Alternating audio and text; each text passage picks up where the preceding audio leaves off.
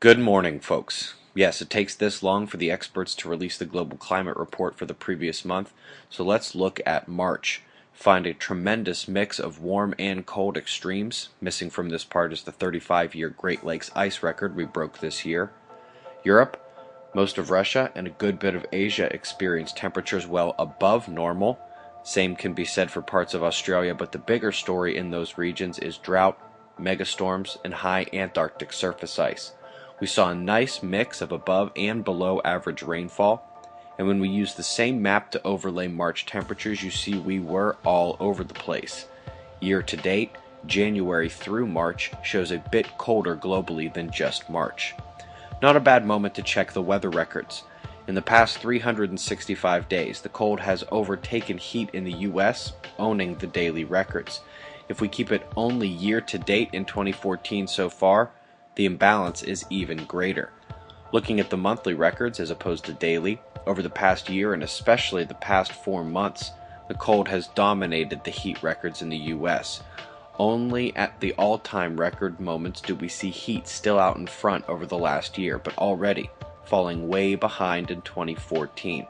Let's do the same thing globally. Over the last year, heat still holds the title across the entire planet in daily records, unless of course you let precipitation into the game. But when we look at just 2014 so far, the trend is revealed. Cold is king of the global daily records. As for the monthly records, much closer over the last year, but again, 2014 tips the scale towards the snow, an ongoing story. Quick check beneath our feet to see a North Pole rumble yesterday east of Greenland. Volcano alert raised in Guatemala as well as eruptions strengthened. Looking to the weather, same story as before down under, with flood potential on high in the north as that system pulls in, a low just north of the coastline, creating that danger today. Now keep the moisture overlay on to see how it's enhanced by the convergence line finally cresting Europe. The clouds and storms always follow those convergence lines, and we're also monitoring a thunderstorm potential in the Mediterranean low.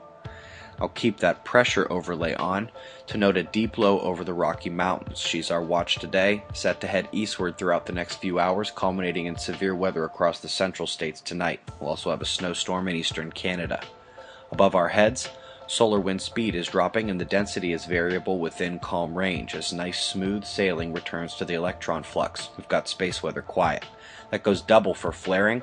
We appeared to have a data dropout yesterday, but during that time, Sun was about as quiet as can be. The other satellites were working and absolutely nothing of note occurred.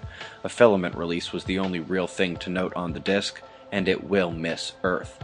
The lack of flaring is mostly due to a lack of sunspots. The big ones all turned away, leaving only alpha and minor beta groups on the disk. The last 7 days of earthquake shows the very end of our last watch, but when I switch from largest to most recent quakes, the last 3 days, without any elevated earthquake index, has seen no 6-pointers. The last 2 days we've talked about that changing again as the weekend approaches, back into an earthquake uptick. In addition to the geocentric conjunction of Mercury and the Sun, our next coronal hole is transequatorial and incoming.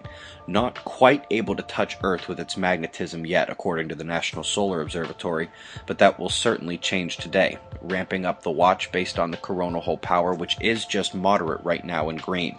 It likely won't match the last seismic uptick without more force coming to that opening, but the 3 straight days of weak seismicity is poised to be over just as quickly in the coming days, if not sooner.